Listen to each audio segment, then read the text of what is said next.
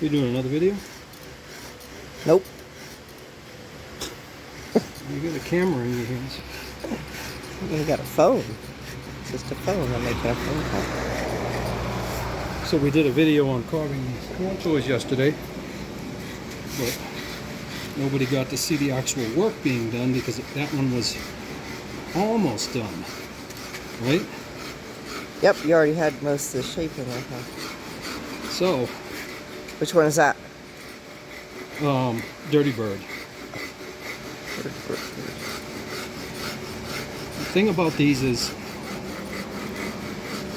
some of these, this one's got nice grain here because I thought the other one had pretty nice grain too. It was well, no, more circular. nice. Not. I don't mean nice to look at, but I mean easy to work. The slab comes out here, and the quarters over here on this one-piece body. So if you got slab grains coming this way across here, it's a bitch to get this smooth.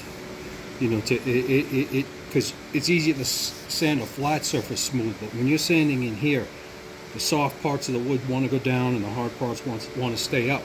And it's really hard to So that cut. one's easier? It's a lot easier. But I want to show you guys a tool, a really cool tool. I finished my cutouts with this. It's a cheap tool. I don't know if you can get these anymore, because as you can see, this thing's very old. I've had it for a long time. You gotta hold it up if you want me to see what it says. Okay. Right, but show the cutting blade, okay? It's just really a piece of junk. It's like a bent piece of foil, right? And it gets clogged. Right now it's really clogged, so I don't want to waste the video on you watching me get this clogged file. Yeah, because it won't free cut as good once it's clogged, and that's why there's a slot in it. And you got most of it done there, don't you? Yeah. See, it won't cut as good because so you draw the lines around where you want to go, and then just kind of freehand it. Yeah, but you know that's an exact measurement. But like I say, they all come out different. And okay, so that tool will cut real fast now because it's clean, right? But what I do on these is I shoot for roughly, this is just one of the measurements, 2.5 from here to here, you know, given my sanding and everything, and I'm about there, and I shoot for 5/8 from the top of this guitar to where I stop cutting with my cutting tools. Then you just use those sanders. Because this is a 1/2 inch radius, so that leaves you 1/8 of flat, and then That's you cut not much. No, and then you cut a much smaller radius to join that radius. The 70s guitar, they left a whole inch here because what they did was put a full 1/2 inch radius on this, and for the two 1/2 inch radiuses to touch, you'd have an inch thick body. It's just, they're terrible. So that one is like a potato chip compared to those other ones. Right, but the cool thing about this file is it's so accurate for finishing, because as you know, when you do these, you want this, look at that, you want this to remain flat, okay? Because you're going to come in with a scraper and sanding and stuff, but you don't want this rolled or concave or whatever. And this file right here is great for getting that last little bit, you know, to get this in right where it goes, and this to come out right where it goes, means this angle has to be proper, and it's easy to lose this angle with like the tool you start this with, something really big, you know. This is a great little tool. I just thought people would like to see it because it's cheap. I think these like hang on the wall at Home Depot or something, you know. I'm pretty close to that line. No, I got a long way to go. But look at this thing Not cut. there. It cuts beautifully, you know. And then you can cross your grain back up this way.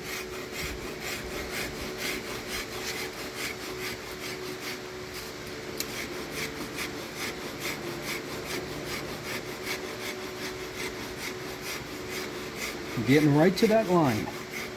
But that line is 5/8 at the bottom of that pencil line. Pencil lines are tricky. You've got to be the guy who drew the line to know what it actually means. So basically what I heard you say is there's a lot of Stratocasters that have a lot thicker edge on them than Yeah, the ones you 70s make. Strats, you know. And then, of course, these guitars weren't, in the 50s, weren't built by somebody sitting there meticulously like me, trying to create something that someone will look at forever. You know what I'm saying? They were built in a factory on bladder sanders and stuff, and some of them look really good, and some of them don't. You know, we strive to get them. Depending if the guy doing it had a hangover that day or not. Yeah, all kinds of reasons. There's my 1.5-inch line, and with this angle, I'm coming right to that line. The rest of the sanding block will do the rest. This one's going to be an easy one to come in this way and sand smooth, because this grain is all straight here, and that makes a huge difference. This one I'm just going to tailor it a little bit more, but you can see the beauty of this tool right now, because it's a very small round area and removes much more clean, almost like a plane, you know. See this area right here, it's like a plane. yeah, this area here is real tough to get. I like these to not turn in the turn and start coming up. I like them to get completely through the turn and then start coming up. It's just my little pet peeve. So you want to come in like this. Bob's very intimate with his guitar shapes. Well, no, people can learn a lot from, you know, beginners, because this is a challenging cut to get right. And of course, I showed you yesterday how to map this out to get that triangle diamond sort of shape back here. And of course, 80 grit on a sanding block is really the final tally on this for the actual shape of it before you start to round over this edge. But you see, this is staying beautifully flat.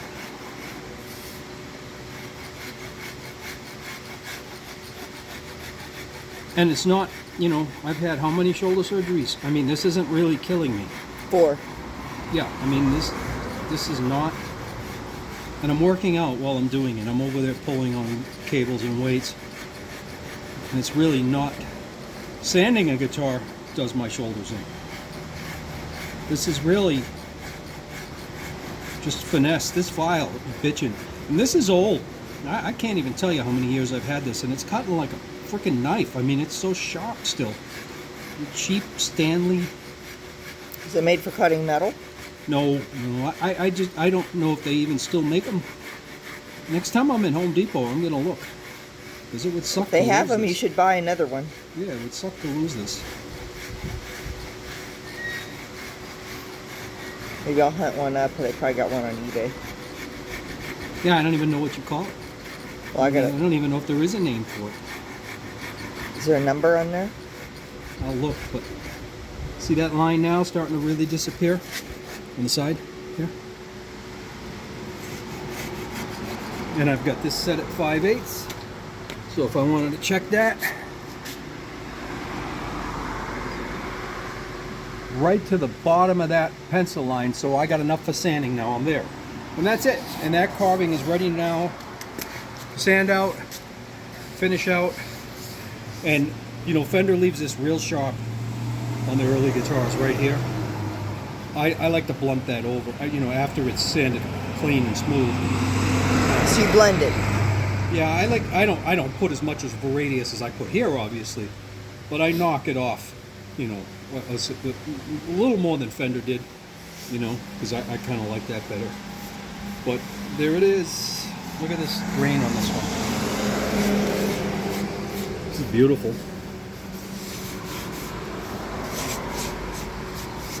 The other side of this is almost looks like you dropped it in the dirt and picked it up. It's That's why you call it Dirty Bird. yeah, it's really cool looking. It'll take a nice two-tone burst, this piece.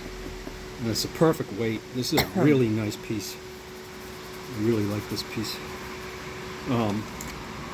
But yeah, I'm going to sand this one out now and then flip it over and carve the other side. All right. You know, and if you got, you know, these are nice, okay? These go on your oscillating spindle sander, right? You know, first I'm going to use a block, but these keep things flat and straight. See? See this?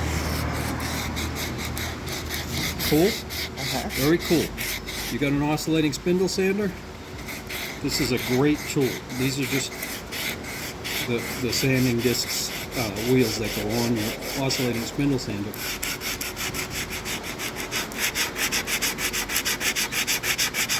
See that? See that line starting to get real sharp now? I mean, not real sharp yet, but starting to get sharper. See? Well, the shape of it's coming out. Yeah, you're starting to get that. That smooth and curve. I won't blunt that until I see a real sharp line. The one I did yesterday, I hadn't got to that yet, so you couldn't see that whole purpose. That whole part of the carve. And then, of course, you know, some of these will be a little more than 2.5, a little less, depending on the grain and how it's working. And you're never going to be totally exact. But everybody who carves these, you can tell. Each one is a work of art. Yeah, you could tell that the carver, everyone has their own style of doing this. Unless it was a CNC machine that did it. Yeah, and when you do this carve here, a lot of people don't slant them like this anymore. They slant them like that, which makes the thing look like a potato chip. That started in the 80s on the Japanese Strats. I don't know what guitar they looked at to think that that's how the Strat was carved, but funny, they started doing it in the 80s on those Jap Strats, and you know, they were nice guitars, and it became an accepted thing, you know. When you see how valuable this tool right here is, I've got almost all my file marks done, and I haven't even put a reverse sanding block in there yet. And the sanding block's tough because it's not gonna, you can work file marks out in certain areas, but it's gonna give you trouble staying completely. Well, it's flexible rubber under there. No, it's hard as a rock, but, it won't keep the shape. You can, if you're not good with your hands, you can easily lose the shape. See this thing defining the shape? Look at that. The grain's really popping. Brush it off. Let me see it. I brought my scrapers in to sharpen them up. So if I had my scraper here, I'd show you how straight this is getting. And that's the last thing I do. But you see, you still got a lot of gouges in the file here. But 2.5 inches is right here. So I still have, you know, like a good amount here now to come in as I'm sanding, because I'm still got a ways to go on that bottom line. So I'm not going to change my angle, but by the time that bottom line hits with this doesn't have to be as hard as, you know, big brutal physical work, because if you just keep your angle, see, I'm keeping this angle so that this and this is touching, and then you got to know when to come to the sanding paper, because I know when I get to the bottom of this pencil line, I'm going to be at 2.5 inches. You just get the feel for that. And that's an arbitrary measurement, okay? That's these Strats, some of them are in here, some of them are out here somewhere. They look horrible to me. If you're going to make a cut, make a cut. That's how I see it, you know? I like the 54s are not cut very much, because they hadn't figured this all out yet, exactly how they wanted to do this. 56s, to me, look the best. So there's some shitty looking ones too, but in general, a 56 is always, to me, you just get that curve right there. See, start tightening that curve up right there. See that line starting to connect, and all those file marks starting to go away? File marks are almost gone now. Yeah, I didn't get to show any of this yesterday. I just showed me talking about how it's done, but not actually showing. And this is really, look at that. And you'd think I'd be working harder to get this to happen, but it's work. But So he's doing like one a day. But look, see, it well depends on that the weather. grain. If it gets too hot, I gotta go in. But you see, I mean, I just got my fingers on this. I'm not killing myself. Most guys building guitars are a lot younger than me and don't have 4 shoulder surgeries and didn't beat themselves up playing hockey. So after all those years. But look at this now turning in. Look at that line getting. Look how sharp that line's getting. Okay, see that? That line's getting Looks like really a frisbee sharp. or a boomerang kind of. Yeah. 5 more minutes of this. I'm not going to waste your time with it, but just wanted to see you this. I just wanted you to see this line starting to get real sharp. There's some file marks still right there, but I mean that line's getting really sharp right now. And these are quarter grains here, so this one isn't like one I did yesterday. Oh, what a bitch! It's got all slab grains coming through. Yeah, it's beautiful, but they're hard to carve. So when you lay your body out on the block of wood, the things I had no choice with that one because that one had slab everywhere, but it was a big piece it was cut out of. This one slab out here and then turns to quarter here, and you know, so when you're laying a body out, you want to think about this carve right here.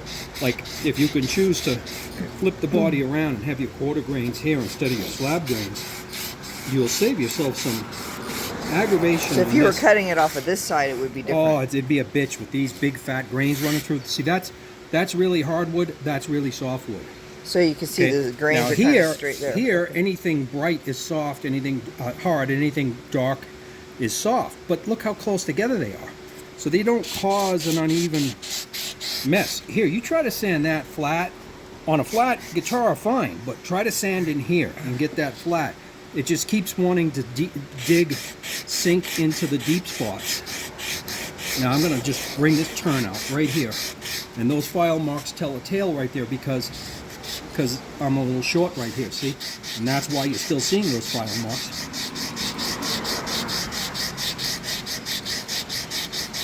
Hey, coming in nice. I'm ready for my coffee. See that? So the biggest thing to take away from this is the big tools, the bandsaw to cut this out, all that stuff. Yeah, that's all fine.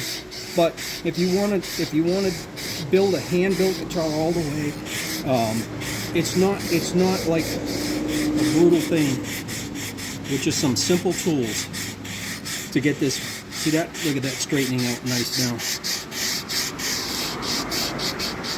And of course, these guitars have one more sanding on the top. You've got to keep that in mind too. But this almost doesn't even need a scraper because the quarter grains are here. It's coming in. When you got these slabs here, man, you got, you know, it's so hard to get those grains to, and they never really get smooth. It always feels a little ripply in here when you're cutting this cut through slab. But then you start going like that to get that line nice and straight. Just cut that line. Okay, that's cutting both lines now. It really smooths it out. Yeah. Look at that. And of course, when this guitar gets its final sand, that's where guitars get ruined a lot, especially in factories. The final sand, they use bladder sanders, all kinds of big giant sanders, and they ruin all these friggin' lines. And can actually make a guitar look like a mess. But the other thing about it is, when you're doing it yourself and you're doing it not like a factory guitar, but you be more careful on your final sanding and you respect these lines, because when that line's real sharp, I'm not going to push down here because I don't want to blunt that line right now, but I blunt that line off and transition it, you know, to the last sanding of the top. But that right there, look at that. That is a perfect waist carve. Okay, and of course, there's my line. I'm coming right to the peak of my, you see my line right there? So I come in and tailor the end of that line last. I just work that final area up and in on both sides. Okay, and then of course when I round this over and round this over here, this 1/2 inch round over comes into the cutaway on both sides. And then here it doesn't get full, you know, here it just gets a blunted round over coming into that round over. But look at that. That's about there on that one. And now I could come into this one.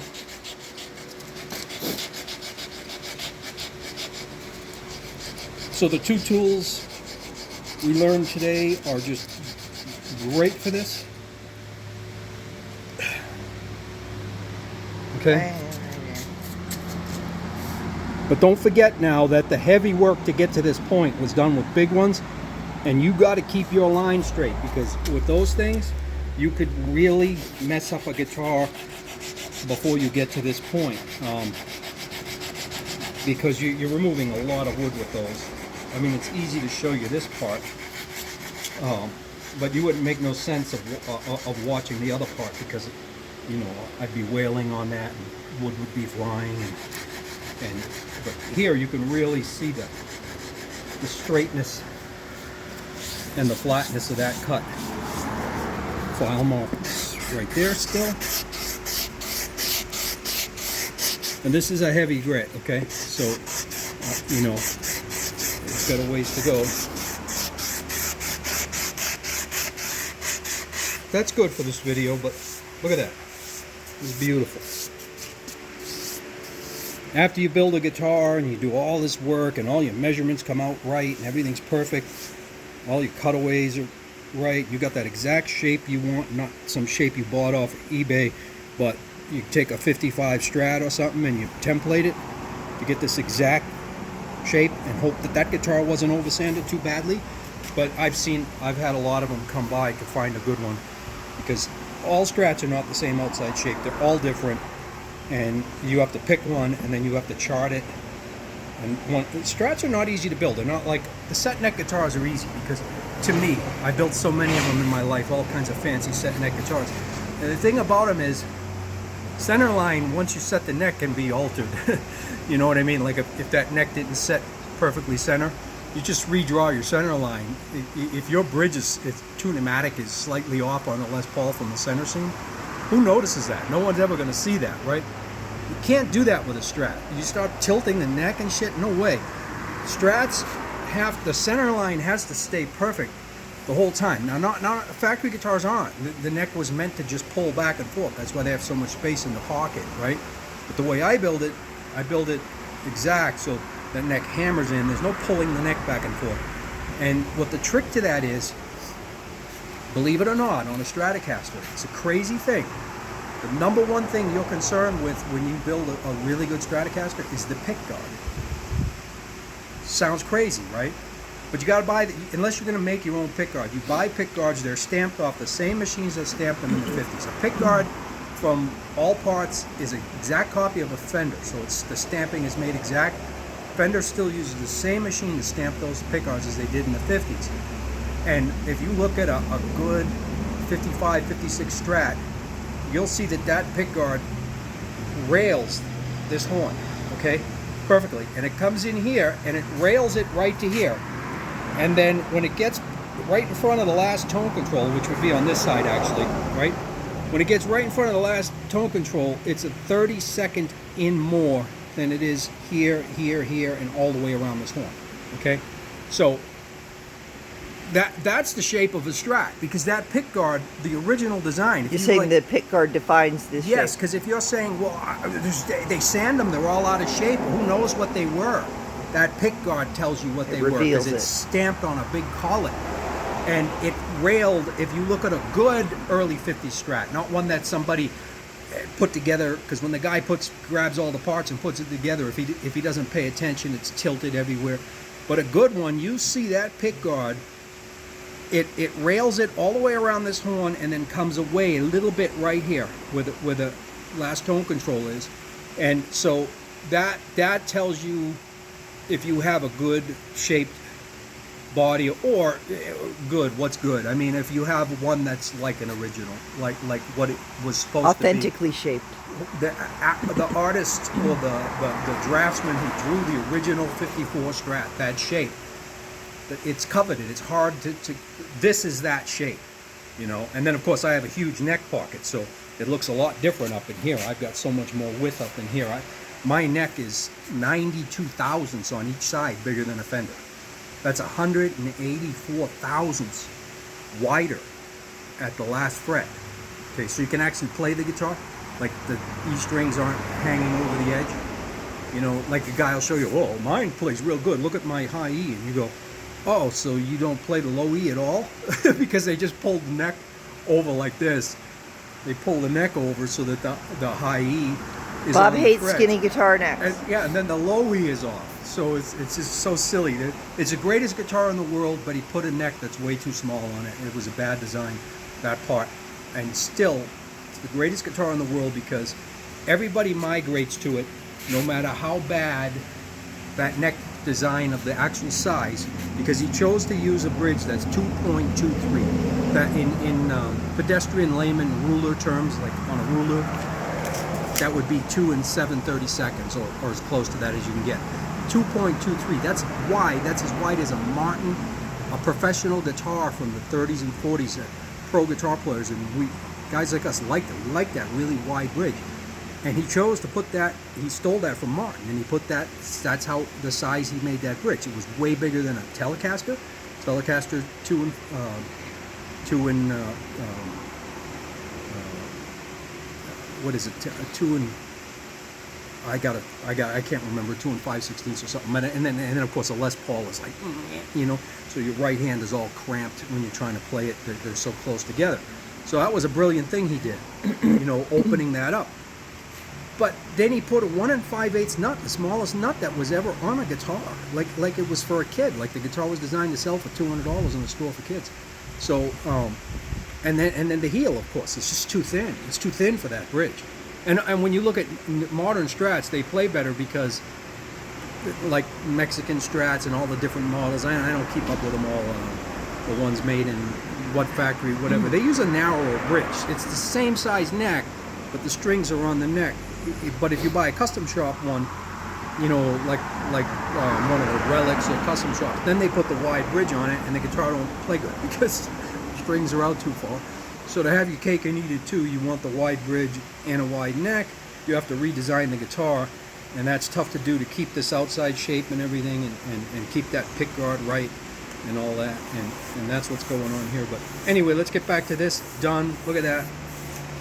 That needs just hand sanding now, and to blunt this edge, and of course I'm going to round this over, you know, and I'll round that with nothing more than 80 grit.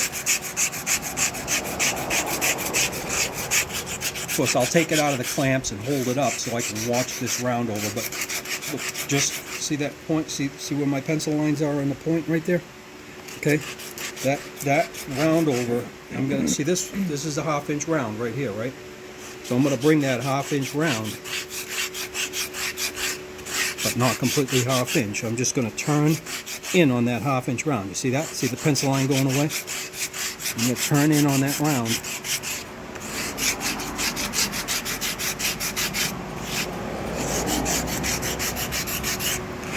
Look at that. How nice that's looking. Of course, like I say, to finish this right and get this all very smooth, I'll take this out of the clamps and hold it up, you know, and then of course flip it over and carve the other side of the guitar. But this is a pretty comprehensive video on this cut right here. And of course, oh, he didn't show us this side. Well, I don't want to make another video, but It's not done yet. go to Flat Tools on that side, because that's a rolled flat cut, and you have to learn. It comes down here, right here. See these two lines right here, Michelle? Where these two lines are? When that cut comes down, it just dips like it's dipping down to touch the bottom of the guitar right here. It's just, whatever they did in the 50s, whatever machine they cut that on, caused this beautiful dip with it.